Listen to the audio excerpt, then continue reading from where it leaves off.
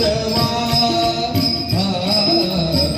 तुहा विठ्ठल परवा सर्व सुखाचे आगरे सर्व सुखाचे आगर सर्व सुखाचे आगर सर्व सुखाचे आगर डॉक्टर कुमादेवीवर डॉक्टर कुमादेवीवर विठ्ठल परवा विठ्ठल परवा तुहा विठ्ठल परवा. एकदा सगळ्यांनी हात वरती करायचे. सगळ्यांनी हात वरती करा. हात वरती.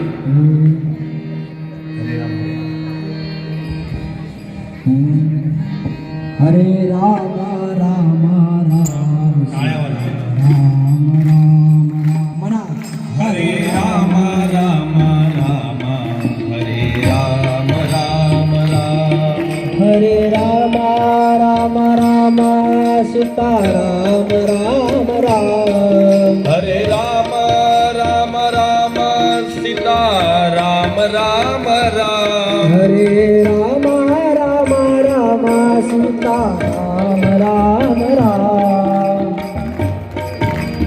राम सीताराम राम राम हरे राम राम राम सीताराम राम राम हरे राम राम राम सीताराम राम राम हरे राम राम राम सीताराम राम राम हरे राम राम राम सीताराम राम.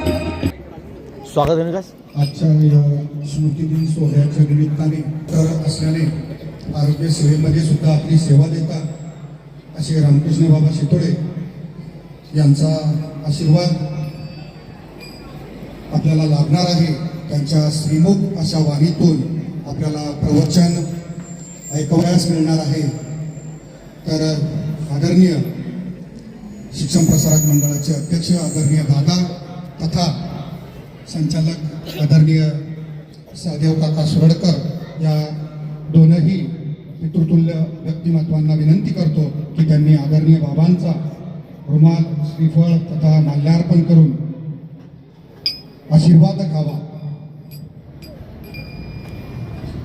हरे राम राम राम हरे हरे हरे कृष्ण कृष्ण कृष्ण हरे हरे हरे राम राम राम हरे हरे हरे कृष्ण कृष्ण कृष्ण हरे हरे हरे राम राम हरे हरे हरे कृष्ण कृष्ण कृष्ण हरे हरे हरे राम राम राम हरे हरे हरे कृष्ण कृष्ण कृष्ण हरे हरे हरे राम राम हरे हरे हरे कृष्ण कृष्ण कृष्ण हरे हरे हरे राम राम राम.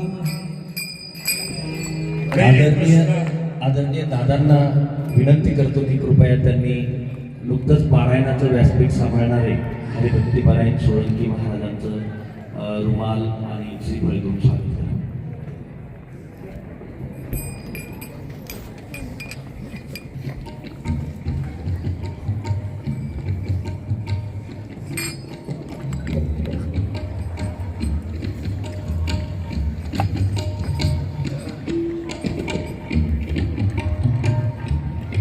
समोर बघा समोर. टाळ्या होऊन जावं.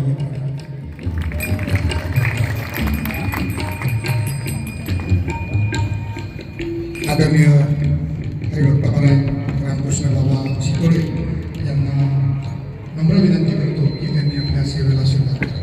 पुंडलीक वरदा हरी विठ्ठल श्री ज्ञानदेव तुकाराम पंढरीनाथ भगवान माऊली ज्ञानेश्वर महाराज की जय.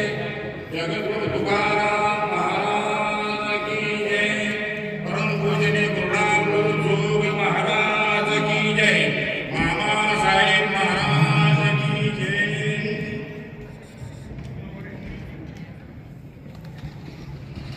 इति ते ज्ञानमाख्यातम् गुह्यात् गुह्यतरं मया विमृश्यते अशेषेण यथेच्छसि तथा कुरु. हे गीतानाम विख्यात सर्व वाङ्मयाचे मथित आत्मा जेने हस्तगत रत्न होय. ओम यों तत्प्रविश्य मम वाचमिमां प्रसुप्तां संजीवयत्यखिलः शक्तिधरस्वदाम्नाम् अन्यहस्तचरणश्रवणत्वगादीन् प्राणान्नमो भगवते पुरुषाय तुभ्यं. ज्ञानेशो भगवान् विष्णु निवृत्तिर्भगवान् हरः सोपानो भगवान् ब्रह्मा च मुक्ताख्या ब्रह्मचित्तला. नमो सद्गुरु तुकया ज्ञानदीपान् नमो नमो सद्गुरु सच्चिदानंद रूपा. नमो नमो सद्गुरु भक्त कल्याण मूर्ते. नमो नमो सद्गुरु भास्करा पूर्ण कीर्ति. संपाद्य ज्ञानञ्च विधाय भक्तिं विलोकितो येन समाधिराजः. वैराग्यवन्तं सुविचारयुक्तं नमामि जोगं शिरसा गुरुन्तं. सोनोपंत तथा कुणी जनदया मामा असे बोलते. नामे शंकर शंकरा समकरा निसंग जो सन्मते. पुण्य श्लोकचितो पुणे नगरीचा मोती खरा शोभतो. ऐशा संत बरा सदा सुख करा. दांडेकरा वंदितो. ओम सर्व मंगल मांगल्ये शिवे सर्वार्थ साधिके शरण्ये त्र्यंबके गौरी नारायणी नमोस्तुते. मस्तक हे पायावरी ह्या वारकरी संतांच्या आता माझी दंडवत तुमच्या संत चरणाशी. इति ते ज्ञानमाख्यातं गुह्यात् गुह्यतरं मया विमृश्येत अशेषेण यथेच्छसि तथा कुरु. हे गीता नाम विख्यात सर्व वाङ्मयाचे मथित आत्मा जेने हस्तगत रत्न होय. प्रस्तुत प्राप्त प्रसंगी आजच्या ह्या विशेष अशा कार्यक्रमासाठी सेवेसाठी निवडलेला श्लोक श्रीमद भगवद्गीतेतील कलश अध्याय जो आहे 18वा अध्याय त्या अध्यायातील 63वा श्लोक आजच्या ह्या सेवेसाठी निवडलेला आहे. तशीच ओळी ग्रंथराज ज्ञानेश्वरी 18वा अध्यायातील आणि 1323 अशी वेळी आहे. या ओळीवर विवेचन करण्यापूर्वी काही परिहार देणं म्हणजे तो अत्यावश्यक आहे. तो म्हणजे असा, आपली ही आदर्श शाळा खरंच आदर्श आहे आणि आपण हा जो दिवस साजरा करतो तो परमपूजनीय आदरणीय शेवा दांडेकर उर्फ मामासाहेब दांडेकर यांची जी स्मृती आपल्याला आहे, आठवण म्हणून आपण हा दिवस साजरा करत असतो. प्रतिवर्षाप्रमाणे साजरा करतो. साजरा करत असताना त्यांच्या बऱ्याच आठवणींना उजाळा देतो. नाही, आपली शाळाच त्यांची आठवण म्हणून आहे. ही शाळा जी आहे त्यांची आठवण म्हणूनच ही इमारत उभी राहिलेली आहे. या शाळेतून अनेक विद्वान विद्वत रत्न मोठे मोठे अगदी झालेले असतील, पण मूळ म्हणजे या शाळेला आणि काय मान्यता देण्याकरता आणि मुलाचा वाटा जर काय असेल तर तो मामासाहेबांचा आहे. आज त्यांच्या आठवणी बऱ्याचशा आपण त्यांना पाहिलं नाही, आम्ही काही दादांनी पाहिलं असेल, आम्ही पाहिलेलं नाही, तरी त्यांच्या आठवणी जाग्या होतात. ऐकीव आठवणी आहेत बऱ्याचशा. मामासाहेब हे काय होते, कसे होते, आमच्या तोंडाने वर्णन करणं हे शक्य नाही. फार विद्वान व्यक्ती होते. मामासाहेबाची ज्ञानेश्वरी, मामासाहेबांनी ज्ञानेश्वरीवरती आणि अर्थपूर्ण अर्थ त्यामध्ये काढलेला आहे. सार्थ ज्ञानेश्वरी जी आहे ती मामासाहेबांची आहे, ती आज पाहिजे होती इथे. मामासाहेबाची ज्ञानेश्वरी, तिची प्रस्तावना आणि ती वाचण्यासारखी आहे. मामासाहेब हे त्रिकाल संध्या करायचे. त्रिकाल संध्या करणं सोपं काम नाही. आपल्याला आपली संध्या आपले आई वडील करून देतात, आपलं सर्व आटपून आई वडील देतात, पण मामा स्वावलंबी होते. स्वतःच कर्म स्वतः करायचे, षटकर्म करायची. षटकर्म कोणचे? अध्ययन स्वतः केलं त्यांनी, भरपूर अध्ययन केलं. फर्ग्युसन कॉलेजचे प्राचार्य राहिले, PhD केली तत्वज्ञानावरती. हे स्वावलंबनावर सर्व. षटकर्म करत असताना अध्ययन त्यांनी खूप केलं, तत्वज्ञानावर PhD केलेली आहे. पुढे अध्ययन केलं, अध्यापन केलं. फर्ग्युसन कॉलेजला अध्यापन केलेलं आहे. म्हणजे अध्ययन, अध्यापन, यजन, याजन आणि दान आणि प्रतिग्रह असे षटकर्म जे आहेत ते करायचे. अध्ययन केलं, अध्यापन केलं, यजन केलं, याजन केलं, दान केलं. दान काय केलं माहितीये का? पालघरला जर गेलात तुम्ही तर दांडेकर घराण्याचं नाव फार मोठं आहे. कुठे कुणाला विचारा, दांडेकर म्हटलं की अगदी खूप वेगळंच घराणं, अगदी आदर्श घराणं.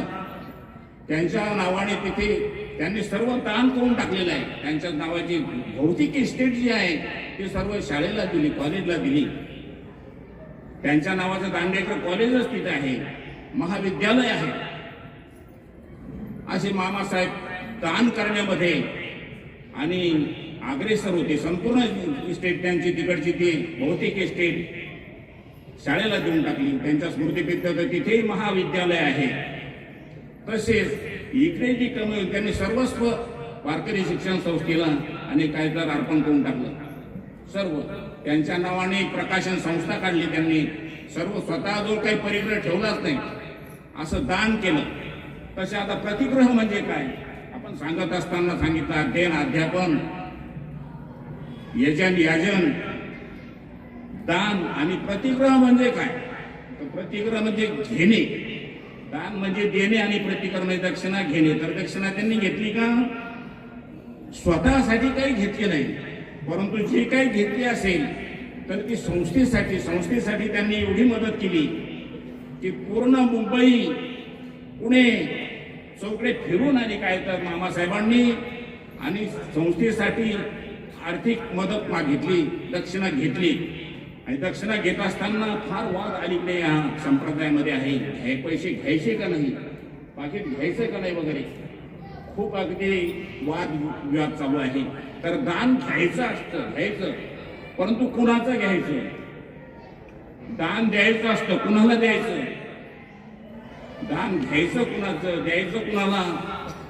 दातव्य नित्यं दानम जे ते अनुपकारीने. दान देत असताना कोणाला द्यायचं? ज्याच्याकडून परतफेड करता येणार नाही अशाला दान द्यायचं. पात्र पाहून दान द्यायचं, असं आहे. मग दान द्यायचं कुणाला, घ्यायचं कुणाचं? मामासाहेबांनी घेतलंय, कशासाठी घेतलं? तर सर्व संस्थेसाठी घेतलं. आणि आताही दान घेतलं जातं. भौतिक दान जे आहे, काहींनी आपलं शरीरच संपूर्ण संस्थेला अर्पण केलेलं आहे. त्यांनी काहीच मागे ठेवलं नाही, स्वतःच संस्थेला अर्पण करून टाकलेलं आहे. असे आमचे गुरुवर्य आता सध्या फक्त मारुती बाबा कुरेकर आहेत. बाकी जे संस्थेला आम्हाला शिक्षक लाभले ते पांडुरंग महाराज वैद्य असतील, मधुकर महाराज शिंपे असतील, त्यानंतर असे भरपूर शिक्षक, भाऊसाहेब बोरोलीकर असतील, कोणाला नावही माहीत नसेल त्यांचं, भाऊसाहेब बोरोलीकर आहेत, विठ्ठल महाराज बाबा घुडे आहेत, असे एकापेक्षा एक शिक्षक. पण त्यांनी आपलं सर्वस्व आणि शरीरासकट आणि काय तर त्या संस्थेला अर्पण केलं. त्यांना दान घ्यायचं एक काहीच नाही, इच्छाच नाही, सर्वच अर्पण करून टाकलं. भौतिक दान आता जर कोण करत असेल तर आठवण, आता ती लोक निंदा करतात म्हणून ते आठवण करणं आवश्यक आहे. आता जर भौतिक दान जर कोण सर्वात एक नंबर देत असेल तर परमपूजनीय गुरुबंधू रामरावजी महाराज ढोक यांनी भौतिक दान मंदिरच बांधून दिले. आणि किती काही देणगी द्यायची असेल तर त्यांचा हात संस्थेसाठी पुढे आहे. असं आहे. हे का सांगत होतो मी, कुठे विषय लांबला आपलं, तर दान आणि प्रतिग्रह, दान घ्यायचं का नाही आणि घेतल्यानंतर त्याचा विनियोग काय करायचा, विनियोग चांगला केला गेला पाहिजे. निवृत्ती महाराज वक्ते जे शब्द मला आठवतात, बाबाजवळ आता जाता जाता शेवटी भेट झाली निवृत्ती महाराज वक्ते बाबाची. बाबा म्हणत तुम्ही कीर्तनाचे पैसे घ्या, पाकिट घ्या, परंतु त्या पैशामधून बायकोला बांगड्या, लुगडं, साडी हे घेऊ नका, प्रपंचाच्या वस्तू त्यातून घेऊ नका, म्हणजे तुमचं हे सार्थकी होईल. म्हणजे मग घ्यायचं नाही. प्रतिग्रह शब्द आपण वापरत होतो. आणि मामासाहेब प्रतिग्रह हे षटकर्म करत असायचे.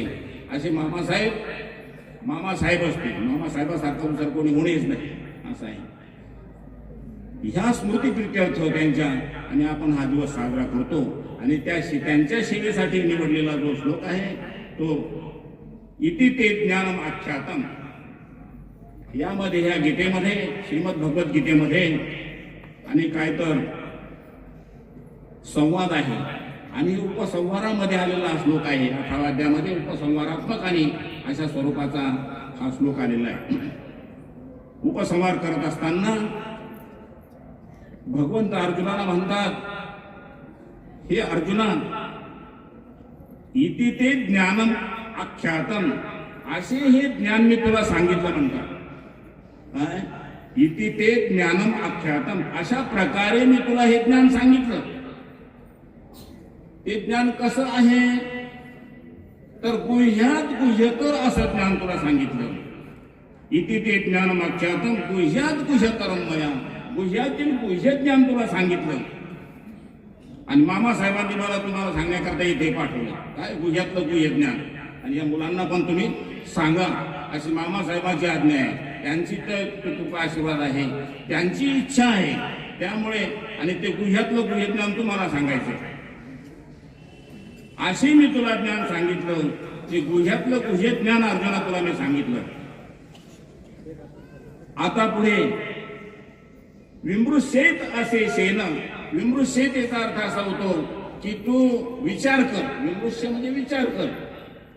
कसा विचार कर, असे शेन, सर्व म्हणजे असे शेन विमृश्य, त्यातलं चांगलं काय वाईट काय हे तू निवड. त्यातून मी सर्व सांगितलं, काय काय सांगितलं, चांगलंही सांगितलं, त्याचे सांगितलं, ग्राह्य सांगितलं, जे घ्यायचं ते सांगितलं, टाकून द्यायचं ते सांगितलं. मग त्यातून तू असे शेन मृष्य विचार कर, सार असार विचार कर. सार काय आहे, असार काय आहे, असार घेऊ नको, सार असेल ते घे, असा विचार कर. बरं एवढंही करून जर काय तुला ते समजतच नसेल तर येथे छशी तथा करू, तुला काय करायचं तसं कर, तुला वाटेल तसं कर. भगवंत थोडे रागावले आणि सांगतात की तुला काय कसं वागायचं तसं वाग. असा या श्लोकाचा सरळ सरळ सरळ अर्थ आहे.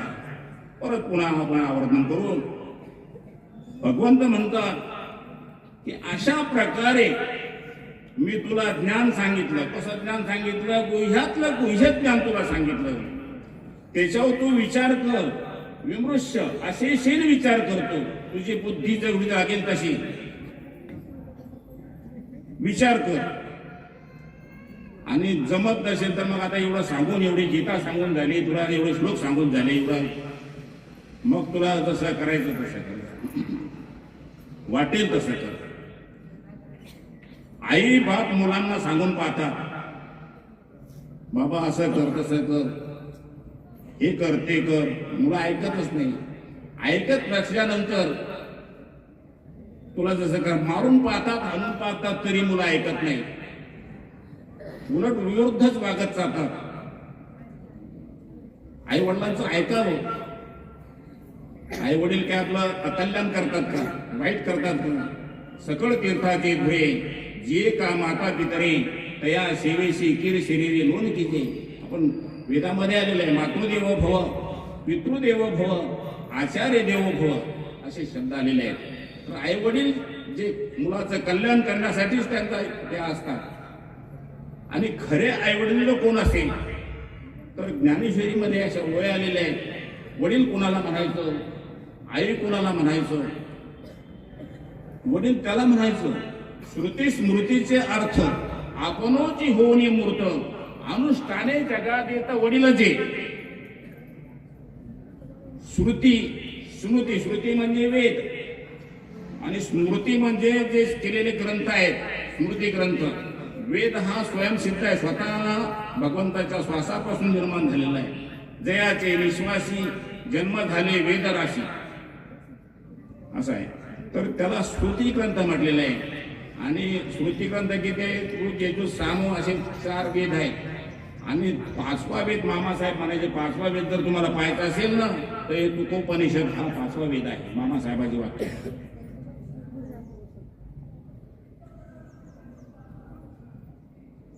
पंचम वेद जर म्हणला तर तुकोपनिषद, तुकोबाराची गाथा हा पंचम वेद आहे. ते मामासाहेबाचे शब्द आहेत. खरंच पंचम वेद आहे. मग स्मृती, वडील त्याला म्हणतात की जे श्रुती स्मृतीचे अर्थ, स्मृती स्मृती तोंडपाठ सर्व आणि स्वतः आचरणामध्ये आपणच होऊन मूर्त, अनुष्ठाने जगात येत वडील, त्याला वडील म्हणतात. आणि आई कुणाला म्हणतात, जे अहितापासून काढिती, हित देऊनी वाढविती, नाही श्रुती परवती माऊली जगात. आपलं हित कशात आहे, अहित कशात आहे, अहितापासून काढणं आणि हित देऊन वाढवणं हे आईचं कर्तव्य आहे. आणि गुरु तर विचारूच नका, गुरु हे गुरु असतात.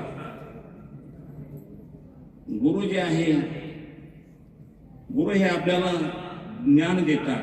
गुरु तेथ ज्ञान, ज्ञाने आत्मदर्शन, दर्शने समाधान अति जैसे असे गुरु असतात. पण गुरुचा आपण मानत असेल तर ना, गुरुला गुरुच मानायला तयार नाही अलीकडे. मग भौतिक गुरु आणि आध्यात्मिक गुरु. भौतिक गुरु जर असं तर आपलं भौतिक चांगलं होईल. अगोदर ज्ञान प्राप्त, नंतर धन मिळेल आपल्याला. आपली इच्छा का, शिकण्याचं उद्दिष्ट काय असतं, आपला प्रपंच चांगला व्हावा, आपला संसार चांगला चालावा, हे आपलं उद्दिष्ट असतं. शिकून मोठं कशा करता व्हायचं, भौतिकता करून मिळाल. ज्याचे आहे थोडं नाही त्याचे परत्र पुष्टी नाही. आपला संसार जर नीट होत नसेल आपल्याच्याने तर परमार्थ कसा होईल. संसार नीट होण्यासाठी आपण अध्यापन केलं पाहिजे, अभ्यास केला पाहिजे, मोठं झालं पाहिजे. आणि मोठं मग ज्ञान मिळाल्यानंतर धन आपोआप मागे लागतं. धनाचं पाहायचं काम नाही, अगदी मागे लागतं असं आहे. मग आध्यात्मिक ज्ञान मिळण्यासाठी गुरु लागतो, तसं भौतिक ज्ञानासाठी सुद्धा गुरु लागतात. आणि गुरुची टिंगल-टवाळी केली नाही पाहिजे. तुम्ही असं ऐकलं आहे माझं मामासाहेबाविषयी, आता ते प्रत्यक्ष अनुभव आहे. शाळेमध्ये कॉलेजमध्ये गुरुचं टिंगल-टवाळ्या करतात, बरोबर आहे. कॉलेजला सहसा शिक्षकाला सरांना मानतच नाही, तिथे सर म्हणतात. आणि सरांना टिंगल-टवाळ्या सरांच्या केल्या जातात. मामासाहेबाचे तसे टिंगल-टवाळ्या करायची पोरं. सुरुवातच मामासाहेब धोत्रावर असायचे. धोतर म्हणजे काय, काहीतरी मानलं जातं. आम्ही मुंबईला गेले की ते भयंकर असं धोत्रावर गेले की तुच्छ समजतात. आणि सूट बूट आहे परदेशी जर घातल्यानंतर चांगलं समजलं जातं. मग मामासाहेब सुरुवातीला कॉलेजवर जात असताना मुलं टिंगल-टवाळी करायची असं ऐकलेलं आहे. टिंगल-टवाळी पण ती कशी, वर्गामध्ये आले मामासाहेब, हे जोरानं गजर करायचा, पुंडली वरदा विठ्ठल श्री ज्ञानदेव तुकाराम, हं? असं करायची पुढे जोरानं धिंगाणा करायचा, पुंडली वरदेव हरिठ्ठल असं म्हणायचं. मामासाहेब शांत ऐकून घ्यायचे. मामासाहेबच होते, ते मातेचं हृदय असतं. गुरु म्हणजे तीर्थस्थानी असतात, ते मातेचं हृदय. हा बसा बसा, शांत राहा. बरं, माझ्यामुळे तुम्ही नामस्मरण करता, करा थोडं आणखी. नामस्मरण करायला लावायचे, कारण हे अध्यात्म हे श्रेष्ठ आहे. अध्यात्म ही जगाची शक्ती आहे. अध्यात्म काय आहे ते आता आपल्याला भौतिक विद्या प्राप्त करायची, नंतर अध्यात्म बघायचे. आणि भौतिक आधार असल्याशिवाय आणि अध्यात्म बाकीची ज्ञान जी आहे ती ज्ञान कशी आहे आणि अध्यात्म ज्ञान कसं आहे, ज्ञानेश्वरीचाच आधार. ज्ञानेश्वरीमध्ये वर्णन असं आहे की मोरा अंगी असेसे पिशे असती बहु असे परी एकली दृष्टी नसे तैसे ते गा. व्याकरणी चोखडा तर्की अतिघाडा परी अध्यात्म ज्ञाने थोडा जात्यंद जो दंश जाणे गावड्याचा. हे शास्त्र आहे, ते मंत्रविद्या आहे. तुम्ही जरी त्याला काय अंधश्रद्धा म्हणत असले तरी मंत्रविद्या आहे. मंत्र म्हणजे काय? मननात त्रायते स मंत्र हा मंत्रशक्ती. तुम्ही शब्दाचा अभ्यास करून करून करून पक्का जर मंत्र केला ना, पक्का जर केला तर अभ्यास ध्यानात राहतो. लहानपणी आपण जे केलं ते आता आठवतं. त्याच्यात ती शक्ती आहे. आम्ही अध्यात्म ही जगाची फार मोठी शक्ती आहे. मग मंत्र चळे थोडा तरी धडाची होय वेळा, असं आहे. अध्यात्म ही शक्ती आहे आणि ती मामासाहेबांनी आणि मुलांकडून करून घ्यायची. टिंगल टवाळ्या करा, काही करा, परंतु मामासाहेब सर्व करून घ्यायचे. आणि वर्गामध्ये जो अभ्यास होतो तो इथं तर घरी जाऊन होत नाही. वर्गात लक्ष जर नसेल ना, आपल्या अभ्यासाचं लक्ष नसेल तर मुळीच अभ्यास होणार नाही. आणि घरी जाऊनही झोपून अभ्यास केला तरी इथं परीक्षेला पहिल्या वेळेला झोपून परीक्षा देणार नाही. आडवं पडून जर परीक्षा दिली तर शरीरशास्त्र असं आहे, मानवी शरीर जे आहे ती जशा परिस्थितीत तुम्ही ते घडवलं तशाच परिस्थिती आठवेल. आमचे भाऊसाहेब वरळीकर एक दृष्टांत आहे. मामासाहेब काही प्रवचन पाठ देत असताना, वरळीकर नारायण मास्तर वरळीकर पाठ देत असताना त्यांना जर एखादा शब्द अडखळला तर ते बेट असे करायचे, इथं हाणायचे, मेंदूजवळ जोराजोरानं हाणायचे, बेट करायचे. आणि ज्या वेळेला ते आठवेल तिथून पुढे जायचे. मामासाहेब फार विद्वान, आपले भाऊसाहेब फार विद्वान होते त्यावेळेचे विद्वान, प्रकांड पंडित होते, परंतु पांडित्य कधी दाखवलं नाही त्यांनी. मामासाहेबांचे शिष्य तर असं. आणि जोग महाराजांचे शिष्य मामासाहेब, पट्ट शिष्य जोग महाराजांची मामासाहेब. तर असं आपल्याला जशा अवस्थेमध्ये आपण अभ्यास करू तशा अवस्थेमध्ये तो आठवेल, असं आहे. हे शरीरशास्त्र आहे. हे ज्ञान गीतेमध्ये आणि जागी जागी आलेलं आहे. सुरुवातीला पहिल्या अध्यायामध्ये आणि अर्जुन विषाद योग आहे. अर्जुनाला खेद झालेला आहे, दुःख झालेलं आहे. परंतु हे ज्ञान सांगत असताना एकदम अचानक सुरू केलं भगवंतांनी, असंही घडलेलं नाही. तर भगवंत पूर्वीचा काळ जो होता, गुरु शिष्य असं आश्रम शाळा अशा असायच्या. रामचंद्र प्रभूंना सुद्धा आश्रमशाळेत राहावं लागलं. भगवान गोपालकृष्णांना सुद्धा आश्रमशाळेत राहायला लागलं. त्यांचे गुरु कोण? संदीपान गुरुकृष्णाचे, असं आहे. त्यावेळेला आश्रमशाळा होत्या. आपल्याला सहज शाळा उपलब्ध आहे. काय? आपल्याला सहज उपलब्ध आहे. त्यावेळेला शाळा नव्हत्या पूर्वी, तरी पण विद्वान लोक होते.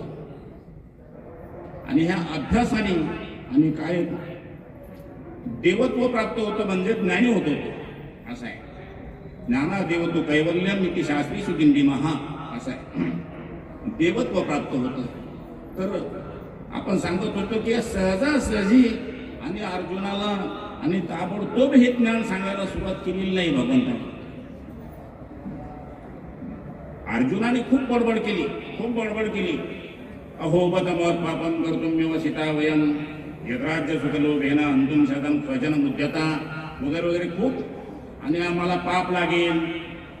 हे माझे सोयरे धैर्य पुढे आलेले आहेत. द्रोणांचे भीष्मांचे जयद्रथांचे कर्णन तथा ज्ञान विरोधेर विरामाचे आलेले आहेत. यांना मारल्यानंतर मला पाप होईल अशी शंका अर्जुनाला होती. खूप बडबड केली आणि बडबड केल्यानंतर शहाणे माणसं बडबड करणाऱ्या माणसापुढे बोलत नसतात. आपण वर्गात गोंधळ केला तर शिक्षक निघून जायची पाहिजे. असं आहे. वर्गात गोंधळ करायचा नाही. कुणाला मागून चिमटे काढायचे नाही. काय आपली बुद्धी तिथं स्थिर लागेल. काय अध्ययन करत असताना बुद्धी स्थिर लागेल तर समजेल, नाही तर समजणार नाही.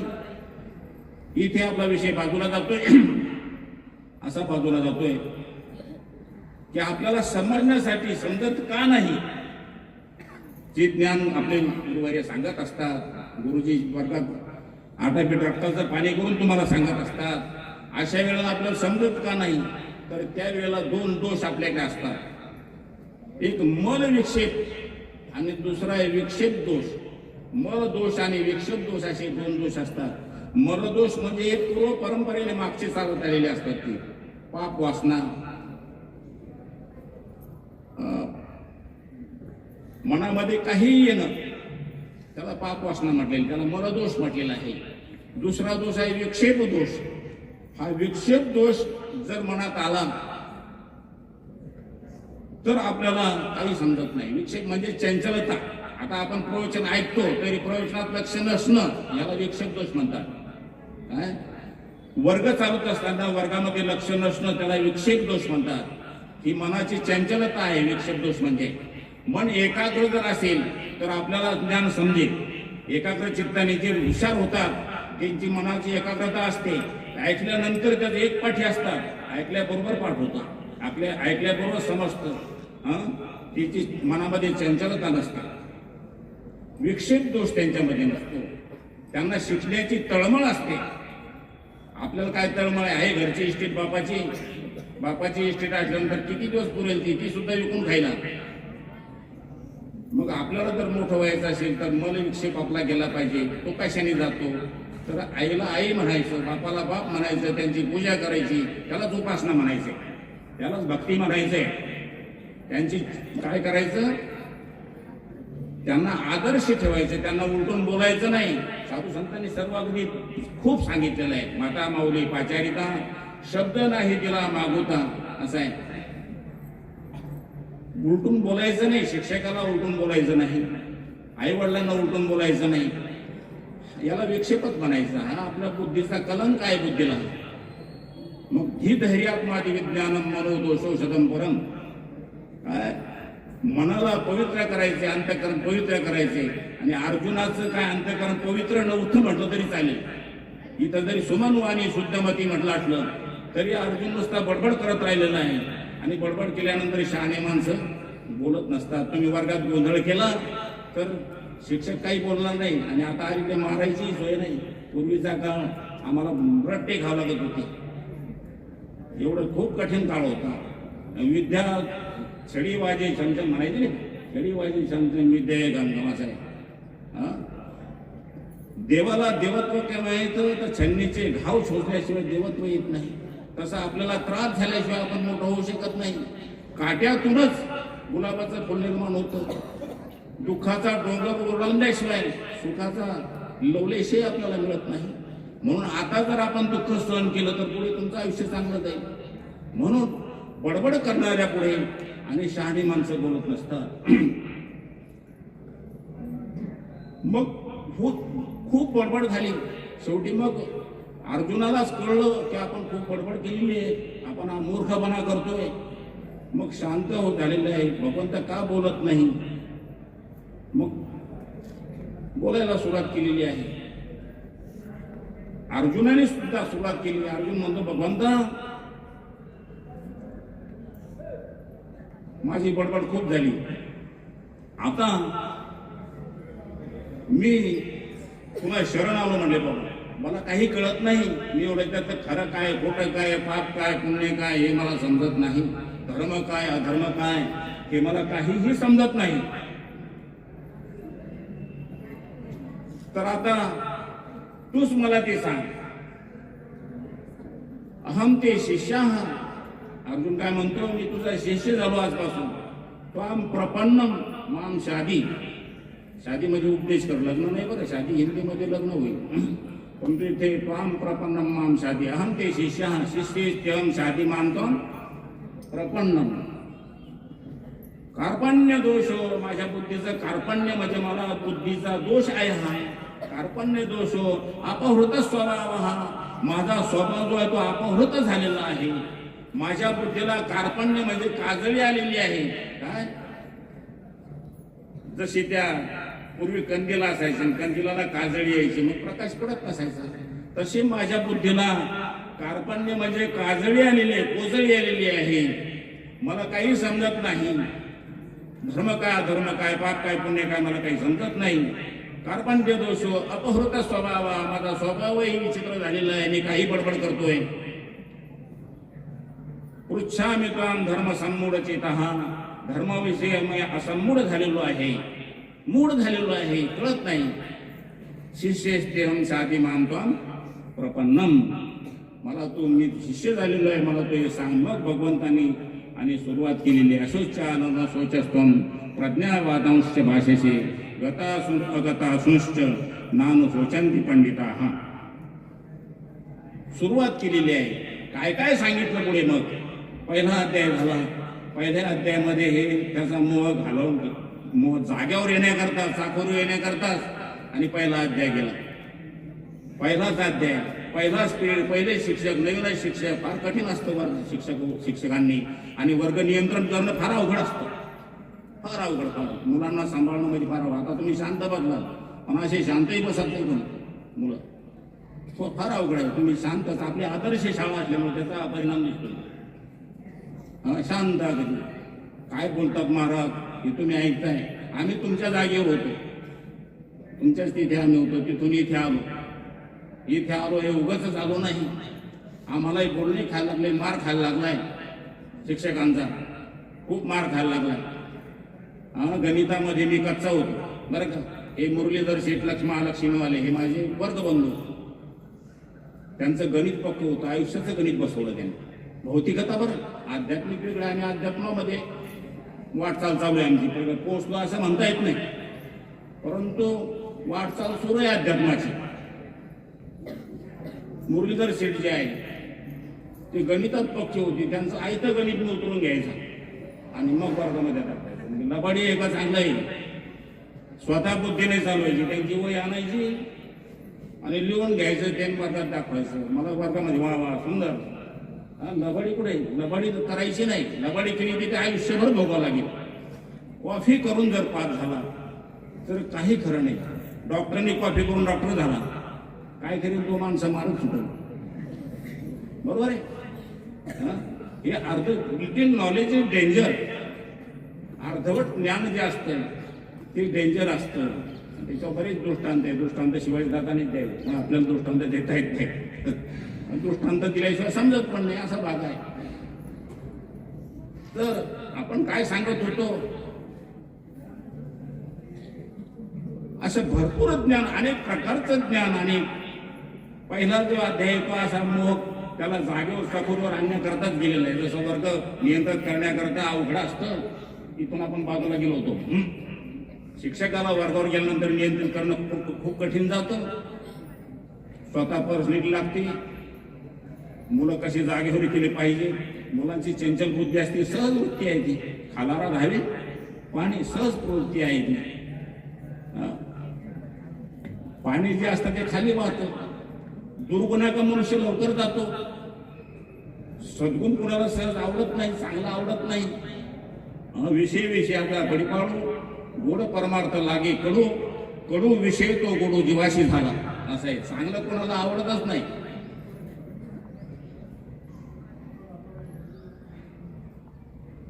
ते का आवडत नाही, ती सहजपूर्ती अशी का आहे, तर ते स्वतःचे बुद्धीचा दोष म्हणायचं, कार्पण्य म्हणायचं त्याला.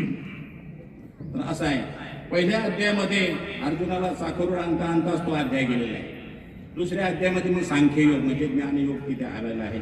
तिसऱ्या अध्यायामध्ये कर्म सांगितलं, कर्म कसं करायचं, काय करायचं वगैरे. असे सांगत सांगत पुढे चौथा अध्याय, पाचवा अध्याय, 6वा अध्याय योग मार्ग सांगितलेला आहे. योग कसा करायचा तो अवघडच आहे. 12व्या अध्यायामध्ये भक्तांची लक्षणं सांगत असताना कोणचा भक्त श्रेष्ठ आहे, एवं सततयुक्ताये भक्तास्त्वां पर्युपासते ये चाप्यक्षरं तेषां के योगित्तमः. या 2 भक्तापैकी आणि कोणचा भक्त श्रेष्ठ आहे त्याच्यामध्ये मग दृष्टांत दिले. 12वा अध्याय झाला भक्तियोग. नंतर मग पुरुषोत्तम योग म्हणून 15वा अध्याय आपण आज पारायण केलं. 12व्या अध्यायाचं आपण पारायण केलं. 12वा अध्याय भक्तियोग असल्यामुळे त्या भक्तियोगाचं आणि आपण काय केलं, पारायण केलं. भक्ती म्हणजे आपली मामासाहेबांवर भक्ती आहे. भक्ती म्हणजे श्रद्धा, भक्ती म्हणजे प्रेम, भक्ती म्हणजे प्रेम. सर्वात उच्च अर्थ असेल तर प्रेम तो नारद भक्ती सूत्रामध्ये. आणि भक्तीची व्याख्या करत असताना सात्वस्मिन् परम प्रेम रूपा अमृत स्वरूपाचं यल्लब्ध्वा पुमान् सिद्धो भवति अमृत भवति तृप्तो भवति. नारद महर्षी म्हणतात की ती भक्ती प्राप्त झाला असताना मनुष्य तृप्त होतो. कोणची भक्ती? सात्वस्मिन् परम प्रेम रूपा. तुम्ही जर एकमेकावर प्रेम करायला जर शिकलात मामासाहेबासारखी, तर तो काय होतं त्याची प्रचिती ताबडतोब येते. आपण घरात एकमेकावर प्रेम करा, आपलं घर चांगलं चालेल. फक्त प्रेम करा, हे गलिच्छ प्रेम नाही बरं. इकडे जे तुम्ही आय लव्ह यू वगैरे म्हणता ना, हे गलिच्छ प्रेम म्हणतो मी. त्याला बिभत्स प्रेम म्हणतो, वासनात्मक प्रेम म्हणतात त्याला काही शब्दच नाहीत. त्याला अवघड येतो, त्याला प्रेम म्हणायचंच नाही. प्रेम आई आपल्यावर करते त्याला प्रेम म्हणायचं, संत आपल्यावर प्रेम करतात त्याला प्रेम म्हणायचं, मामासाहेबांनी आपल्या शाळेवर प्रेम केलंय त्याला प्रेम म्हणायचं. प्रेम देवाचे हे देणे, देहभाव जाय देणे. प्रेम देवाचे हे देणे, प्रेमसूत्र दोरी नेतो तिकडे जातो हरी. करून पहा तुम्ही कोणावर प्रेम, निस्वार्थ प्रेम करून बघा काय होतं. इथे आम्ही जर आलो असेल तर प्रेमामुळे दादांचं प्रेम, सर्व शाळेचं प्रेम आहे आमचं, त्यामुळे आम्ही इथं आलो. आम्ही काही रिकामी आहे का? आमच्या मागे काही प्रपंच नाही का? परंतु प्रेमामुळेच ह्या गोष्टी घडतात. दादाचं आमचं इथं आल्यापासून प्रेम अगदी. आणि या शाळेवर एकच प्रवचन नाही झालं माझं, बरेच प्रवचन झाले दादा नाही का, खूप प्रवचन झाले. नेहमी आपण येतोच. फक्त आता आज एक खटकलं तर मामासाहेबाची ज्ञानेश्वरी पाहिजे, ती मी देईल स्वतः. ज्ञानेश्वरी आपल्या शाळेला मामासाहेबाची जी ज्ञानेश्वरी आहे ती प्रत्यक्ष मी देईल. तर आपण काय सांगत होतो, भक्तियोग जो आहे त्या भक्तियोगाचं आपण पारायण केलं. आणि भक्ती म्हणजे प्रेम आहे. हे प्रेम आणि आपण एकमेकाला द्यायचंय, प्रेम द्यायचं. दे वाण घे वाण. आता पुढे संक्रांतीचा सण आलेला आहे. वाण द्यायचं आणि वाण घ्यायचं. दान आणि प्रतिग्रह आपण सांगून गेलो. दान द्यायचं आणि प्रतिग्रह म्हणजे परत घ्यायचं. मग आपण संक्रांतीला दान देतात, वाण देतात, वाण घेतात. मग वाण द्यायचं कशाचं द्यायचं? ते स्त्रियांनीच द्यायचं नाही, माणसांनी पण द्यायचं. प्रेमाचं दान द्यायचं आणि प्रेमाचं दान घ्यायचं, मान घ्यायचं. असं आहे. प्रेम द्यायचं, प्रेम घ्यायचं असं आहे. प्रेम सुख देई, प्रेम सुख देई, प्रेमाविन नाही समाधान. असा 12वा अध्याय संपला.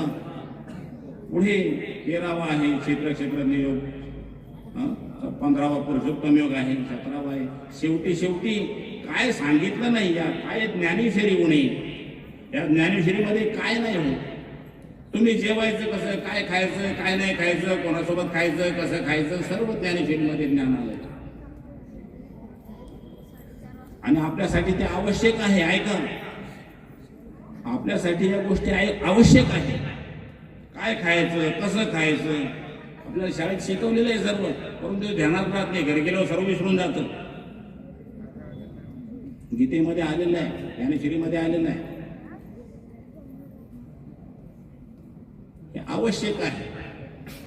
अन्नात भवन्ति भूतानि पर्जन्यात अन्न संभवः. अन्नापासूनच उत्पत्ती आहे. आमचे भाऊसाहेब बोर्डीकर म्हणायचे पितृभक्ता अन्नजात निर्यात पंचदशीत लक्षात. पितृभक्ता अन्नजात निर्यात म्हणजे आपल्या वडिलांनी अन्न खाल्ल्यानंतर त्यापासून काय तर स्पर्श कौन तयार होतात, वीर्य तयार होतं आणि त्याच्यापासून आपली उत्पत्ती होती. बघा वैद्यक शास्त्र त्यात आलं ज्ञानेश्वरीमध्ये कसं कसं होतं, काय होतं शरीरशास्त्र. इथं किमेवेंद्रजालम अपरम यद्गर्भवास स्थितम अॅनाटॉमी फिजिओलॉजी आहे का नाही. येतात किमेवेंद्रजालम अपरम यद्गर्भवास स्थितम कसा कसा गर्भ राहतो, कसा वाढतो वगैरे वगैरे ज्ञान. आणि तो वाढवत असताना पुढे आपल्या हातात काय काय गोष्टी आहेत त्याही ज्ञान हिच्यामध्ये आलेले आहे. गुह्यात गुह्य ज्ञान आणि सर्व काही आलंय, टाकाऊ सुद्धा आलेलं आहे. आसुरी संपत्तीचं वर्णन आहे आणि दैवी संपत्तीचं वर्णन आहे. मग आपण आसुरी संपत्तीचं वर्णन ऐकून त्या मार्गाने जायचं का नाही, त्यांचे ते तेजावायला लागेल. आपण दैवी संपत्तीचे जे गुण आहेत, दैवी संपत्ती विमोक्ष आहे, दैवी संपत्ती चांगली आहे.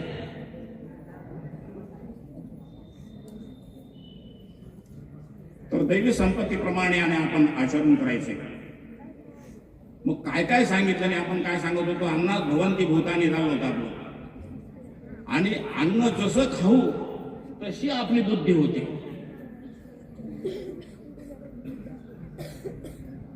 आहार शुद्ध सत्वशुद्धी, सत्वशुद्ध ध्रुवा स्मृती असं आहे. आपली बुद्धी जर चांगली चालायची असेल तर आहार शुद्ध लागेल.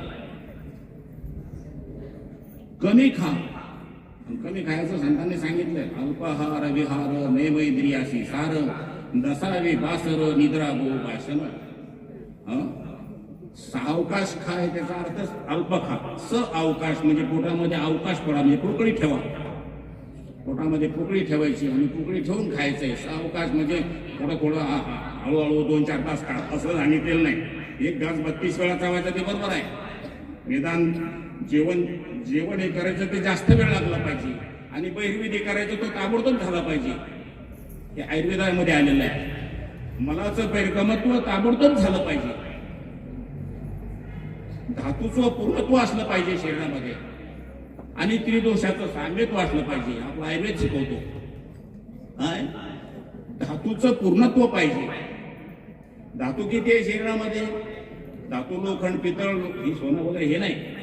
धातू कशाला म्हणायचं? शरीरात जे धातू आहे सप्त धातू त्याला धातू म्हणायचे. धातू म्हणलं की अतिव्याप्त दोष आणि युक्त तो शब्द होतो. तर धातू जे आहेत रसा श्रुत मांस वेदो असती मज्जा शुक्रानी धातव याला धातू म्हटलंय. रसाश्रुत रस म्हणजे पाणी, रसाश्रुत म्हणजे रक्त, रसाश्रुत मांस मेदू असती मज्जा शुक्रानी धातव असे सप्त धातू आहे. ते धातूचं काय पाहिजे? मग पूर्णत्व पाहिजे. मलाचं बैरगवत पाहिजे. प्रत्येकाचं वर्णन करताना दिवसही पूर्ण नाही. पूर्ण आयुर्वेद याच्यावर आधारित आहे बघा. पूर्ण आयुर्वेद काय काय सांगितलं मी? सप्त धातूचं पूर्णत्व पाहिजे शरीरामध्ये, त्रिदोषाचं साम्यत्व पाहिजे आणि मलाचं बैरगमत पाहिजे. झालं आयुर्वेद पूर्ण. तुमचं आयुर्वेद पूर्ण झाला एवढ्यामध्ये. जसं ते रामायण एका श्लोकामध्ये, भागवत एका श्लोकामध्ये, तसं हे इतक्यामध्येच संपूर्ण आयुर्वेद आहे. याच्यावर प्रत्येक शब्दावर विस्तार कोणी झालेला आहे. धातूचं पूर्णत्व, त्रिदोषाचं साम्यत्व आणि मलाचं बैरगमत्व. मल जो आहे त्याचं बैरगमत्व झालं पाहिजे. मग तिथे विषय कसा गेला तो ताबडतोब आणि काय तर बैर दिशेला गेल्यानंतर मला त्याग जो करतो आपण त्याचा आणि ताबडतोब झाला पाहिजे. ते तर कुथत बसला नाही पाहिजे. त्याला शौचानंद म्हटलं जातं शास्त्रीय भाषेमध्ये. काय म्हणतात? शौचानंद. भोजनानंद मिळण्यासाठी चवी चवी घेऊ घ्रास ब्रह्मरस आवडी. ब्रह्मरस म्हणजे ज्ञान. बरं, चवी चवी घेऊ घ्रास ब्रह्मरस आवडी. जेवताना अन्न कसं पाहिजे? सात्विक आहार पाहिजे. सात्विक आहाराचं वर्णन याच्यामध्ये आलेलं आहे. आयु सत्व बल आरोग्य सुख प्रीती विवर्धना रस्या स्निग्ध स्थिरा हृदय आहार सात्विक प्रिय. बघा वर्णन किती सुंदर आलेलं आहे सात्विक आहाराचं. बरं, हा सात्विक आहार आपल्या शरीराला अत्यावश्यक आहे. त्या आहार शुद्ध सत्वशुद्धी सांगूनच गेलो मी तुम्हाला. आहार शुद्ध असेल तर बुद्धी शुद्ध राहील आणि शुद्ध बुद्धी असली तर ज्ञान लवकर प्राप्त होईल आणि ते ज्ञान टिकेल सुद्धा पुढे, भ्रष्ट होणार नाही. भ्रष्ट होऊ नये म्हणून आपण आहार कसा केला पाहिजे? मग जीवनसत्वयुक्त, प्रथिनयुक्त असा पाहिजे, प्रोटीनयुक्त असा आहार लागेल. आता आहार मिळत नाही चांगला म्हणून व्हिटॅमिन डी ची डिफिशियन्सी जास्त सापडते, व्हिटॅमिन B12 ची डिफिशियन्सी जास्त सापडते. B12 मिळत नाही, मुलांना कॅल्शियम कमी पडते, दात वाकडे तिकडे किडके, दात का किडके तर व्हिटॅमिन डी नाही. एक केलं पाहिजे व्हिटॅमिन डी मिळायचं असेल तर तुमच्या इकडे अंडे होणार मिळणार नाही, ते तुम्ही दुधातूनही मिळणार नाही, ते इतकं मिळणार सोर्सेस आहेत त्याचे ते. परंतु तुम्ही जर सकाळी 1 तास उन्हात जर थांबला, 1 तास उघडा, बरं उघडं उन्हात जर सकाळी 8 वाजता मला 7:30 8 सव्वा 8 8 9च्या अगोदर उन्हात जर थांबला 1 तास तर आपोआप आपलं शरीरच व्हिटॅमिन डी तयार करतं. व्हिटॅमिन डी जे जीवनसत्व आहे ते आपलं हे शरीरच तयार करतं. म्हणून 1 तास अवश्य उन्हात थांबलं पाहिजे सकाळच्या बाबतीत. व्हिटॅमिन डी डुप्लिकेट घेऊन काही भागणार नाही, आपल्या शरीराने ते बनवलं पाहिजे. आपलं शरीर कार्यरत होतं आणि आपोआप ते बनवतं. शरीर हे फार आपलं विचित्र. अगदी मी सांगून गेलो की येतात किमिवेंद्र जाल मकरमियत गर्भवास स्थितम. अवघड आहे हे इंद्रजाल बाहेर पाहिल्यापेक्षा हे कसं इंद्रजाल आहे पहा. इथून खाल्लेलं कसं पुढे जातं, कसं सरकतं, कशा त्याच्या मुवमेंट होतात, पोटामध्ये आतड्याच्या पॅरास्टॅटिक मुवमेंट कशा होतात आणि बाहेर कसं पडतं ते वगैरे वगैरे. मग हे खात असताना आपण कसं, आता गाडीला पेट्रोल न टाकता आपण जर रॉकेल टाकलं त्याला तर जमल का? मग या शरीराला गुटके बिटके खाल्ले आपण, काय घाण खाल्ले तर त्याचा परिणाम वाईट होणार नाही. लहानपणातच लहान वयातच जर आपण जर व्यसनी बनलो तर कसं होईल पुढे? म्हणून आपण आहार कोणता घेतला पाहिजे? सात्विक आहाराचं सेवन केलं पाहिजे, जीवनसत्वयुक्त आहाराचं सेवन केलं पाहिजे. आता आपण डी जीवनसत्व सांगितलं, पण B12 का मिळत नाही आपल्याला? आणि डी व्हिटॅमिनची का डिफिशियन्सी तयार होते? B12 का मिळत नाही? तर B12 आपण भाज्या उकडून खातो आणि उष्णतेने ते नाहीच होतं आणि शरीरात ते स्टोरेज होत नाही. हा दुसरा भाग आहे. मग B12 मिळण्यासाठी काय केलं पाहिजे? B12 आर्टिफिशियल घेऊन चालत नाही. त्याच्यासाठी सुद्धा पालेभाज्या ज्या आहेत त्या जास्त गरम करून खाल्ल्या नाही पाहिजे. गरम केलं तर ते नाहीसं होतं पालेभाज्या. म्हणून आहार कसा पाहिजे? सात्विक आहाराचं सेवन केलं पाहिजे. तेच वर्णन कोणत्या श्लोकात करतात? आयुष्यत्व बलारोग्य सुखप्रीती विवर्धन रस्या स्निग्धा स्थिरा हृदया आहारा सात्विक प्रिय. आहाराचं वर्णन करत असताना आयुष्य वाढवणारा आहार घेतला पाहिजे. भगवंताकडे गेलो ना आमचं आयुष्य वाढू दे ना, आम्हाला भगवंताने तुम्ही व्यवस्थित वागलं पाहिजे. कसा आहार घेतला पाहिजे? आयुष्य वाढवणारा, आयुष्यत्व जीवनसत्वयुक्त, आयुष्यत्व बल वाढवणारा आहार घेतला पाहिजे. आयुष्यत्व बल आरोग्य वाढवणारा आहार घेतला पाहिजे. तो कसा असला पाहिजे? पुढे अर्ध्या श्लोकामध्ये उत्तरार्धामध्ये सांगतात. रस्यान रसरशीत सुंदर हापूसचा आंबा, सब आंबो का बापूस उसका नाम हापूस. हापूस आंबा आपल्याकडे विरळ आहे, मिळत नाही. कोकणामध्ये तिथे पश्चिम महाराष्ट्रामध्ये हापूस आंबा आहे. हापूस आंबा आपल्याला पाहायला मिळत नाही सहसा. आता अलीकडे यायला लागला, पण ते आंबे ते रासायनिक प्रक्रिया करून पिकवलेले असतात, ते घातक असतात शरीराला. रासायनिक प्रक्रिया केलेले आम्ही खायचं नाही. आता तर सर्व विशेष शरीरात जायला लागलाय. पेस्टिसाईड म्हणतात, हे औषधी वगैरे शेतीमध्ये आणि पेस्टिसाईड जास्त चालतं, त्याच्याशिवाय ते येत नाही. त्यामुळं विषारी परिणाम आता अवघड आहे. सर्व हे बोलणं सुद्धा अवघडच आहे. तर सात्विक आहार मिळणं अवघड गोष्ट उमटलेली आहे. प्रयत्न करायचे सात्विक आहाराचे. आयुष्य वाढवणारं, शरीराला सुख करणारं असं रसरशीत हापूसच्या आंब्यासारखं आणि रस्या हा स्निग्धा. ऐका, यात यामम बऱ्याच दिवसाचं पडलेलं उजलेलं गतरसम, त्यात रस नसलेलं, रसच नाही त्यात, सडलेलं म्हणा. पूती म्हणजे वास येतोय त्याचा, बघा.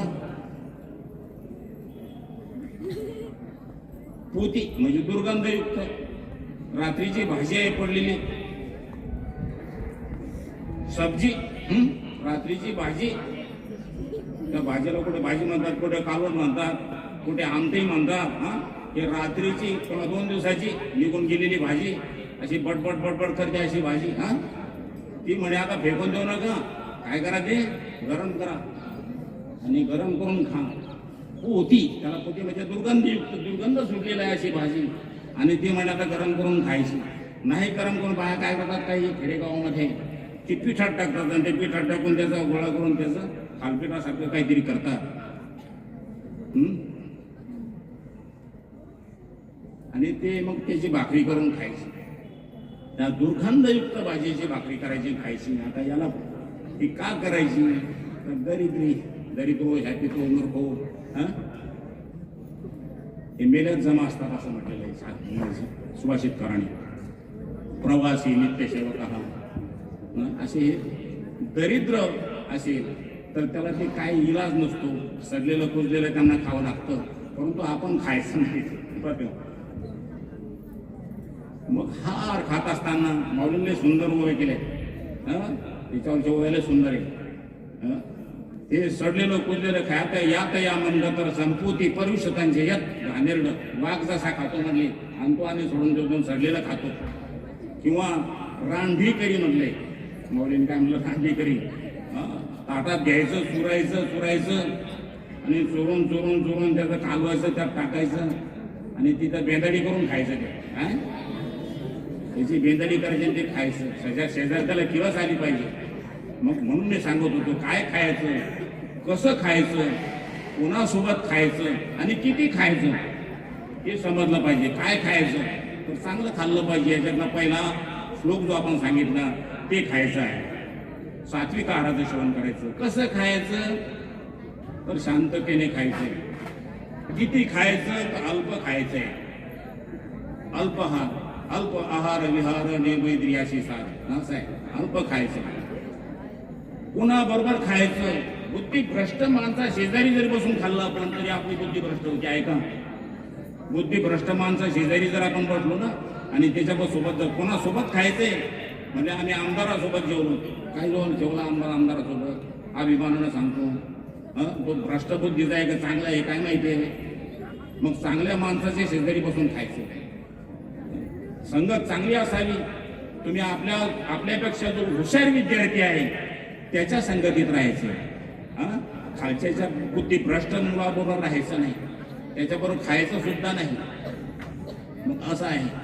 तर असं हे प्रवचन इति ते ज्ञानम आख्यातम, हे गुह्यात गुह्य ज्ञान तुम्हाला सांगितलं गेलेलं आहे. तर आपण इथून पुढे आणि अशा पद्धतीने मामासाहेबांनी जे तुम्हाला निरोप दिला, मामासाहेबांनी मला सांगायला लावलं ते मी तुम्हाला सांगितलं. इति ते ज्ञानम आख्यातम, गुह्यात गुह्य ज्ञान आहे. हे कोणी सांगणार नाही. हे मी तुम्हाला सांगितलं. आता तुम्ही विचार करा. वर्ग शिक्षकाचं सांगणं असतं या अभ्यास करा. बरं तुम्ही नाही केला तर मग काय करायचं. येते सीता ठाकूरचा मराठी, तुम्हाला जसं वागायचं तसं वागा. मामासाहेबाचे शब्द तुमच्यापर्यंत पोच केले. आता तुम्हाला जसं वागायचं तसं वागा. शिक्षकांनी तुम्हाला वर्गात सांगितलं, तुम्ही नाही कुठं पाठ केला घरी जाऊन तर काय कोणाचं काय जाणार आहे, ते कोणाचे काय बागेले. आपले आपणच अहित केले. आपल्याला जर हित करायचं असेल तर आपण आईने सांगितलेलं ऐकायचं, वडिलांनी सांगितलेलं ऐकायचं, गुरुने सांगितलेलं ऐकायचं. शेवट असा आहे की आई शाप देत नसते, गुरुही शाप देत नसतात, वडीलही शाप देत नसतात. बघा ऐका पुन्हा, वडील शाप देत नसतात, आई शाप देत नसते, गुरुही शाप देत नसते, परंतु त्यांचा शाप लागल्याशिवाय राहत नसतो. हे तेवढंच करा. शाप देत नाही परंतु शाप लागल्याशिवाय राहत नाही. ह्या घटना प्रत्यक्ष अनुभवलेल्या आहे. म्हणून नीट वागायचं आपण.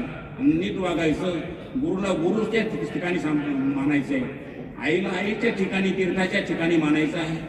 आणि वडिलांना तर मुख दुखणं असतं वडिलाचं. बरं, वडील तुमच्याकरता काय करतात काय नाही, मुख आईचं वर्णन सर्व करेल पण वडिलाचं वर्णन कोणी करत नाही. वडील हे मुख दुखणं असतं, ते रडत बसणार नाही. आणि तुमच्यासाठी काय खस्ता खाईल वडील ते सांगता येत नाही. अवघड आहे. आणि आई कळायची असेल तशी आमची आई पुस्तक वाचा आपल्या लायब्ररीत आहे. साने गुरुजी त्यांचं आईच नाही, साने गुरुजीचं पुस्तक जे आहे आई, हे वाचा. आणि हे ज्ञान मामासाहेबांनी सुचवलं. तुमच्या कृपा आशीर्वादाने आपल्या कमिटी जी आहे, ही स्मृती दिन आजचा जो साधक होती ती कमिटी, त्या कमिटीने मला बोलवलं, ही सेवा घडली. मामासाहेबाची कृपा समजतो आणि केलेली सेवा त्यांच्या चरणी किंवा साधू संत नायबाच्या चरणी आणि अर्पण करतो. यदत्रा संस्थान किंचित तन ममैव गुरुने, यदत्रा संस्थान किंचित तन गुरुरे, यामध्ये जे बरोबर आहे ते आमच्या वारकरी शिक्षण संस्थेचं आहे. इथे जी चूक असेल ती माझ्या बुद्धीचे दोष आहे. आपण ते घ्यायचं आणि आपलं कल्याण करून घ्यायचं. कुंडली गोरदा पंढरीनाथ भगवान की जय, ज्ञानेश्वर महाराज की जय. महाराज की जय. विठ्ठल घरा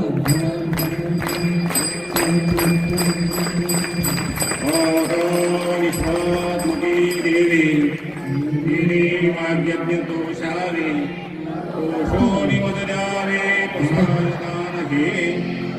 जे फळांची व्यंकटी सांगून तया सत्कर्मी रती वाढून मुदा परस्परे मित्र जीवांचे विधांचे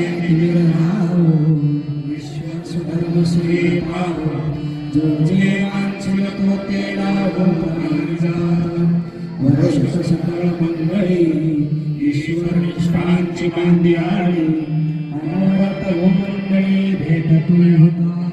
चला कल्पतरूंचे आरग, चेतना चिंतामणीचे गाव. गोमते जे अर्णवा पियुषांचे, चंद्रने जे लांछन, मार्तंड जे ताप हिला. ये सर्वाई सदा सज्जन सोयरे होतो. किंबहुना सर्व सुखी पूर्ण होई किती लोकी. भजिजवादी पुरते अखंडित आणि ग्रंथोपजीवे विशेषी योगी. दृष्टादृष्ट विजय हुआ विजय. हे भगवान श्री विश्वेश्वरा आहो ज्ञान प्रसाद. ये देव विज्ञान देव सुखिया झाला. ये देव विज्ञान देव सुखिया.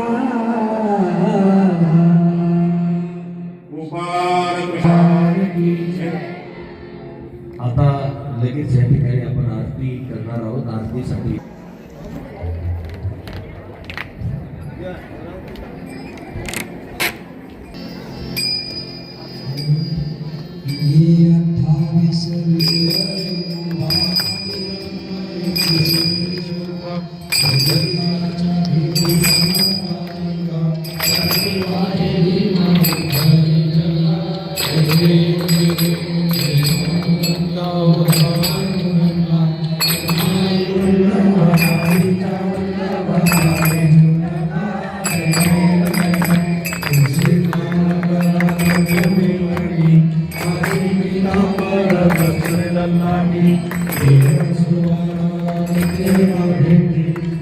Thank you.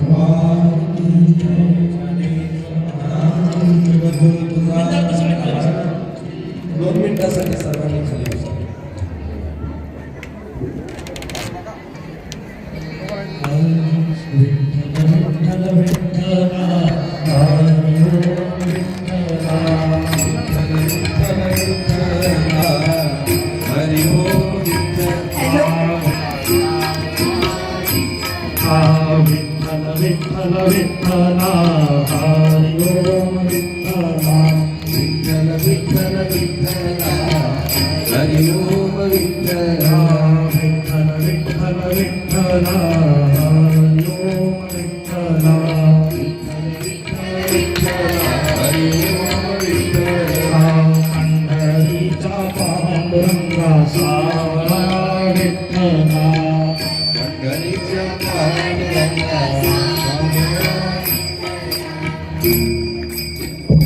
आदरणीय शितोळे बाबा तथा मान्यवर यांना विनंती करतो की त्यांनी प्राचार्यांच्या ऑफिसला आचरण व्हायचे चहापान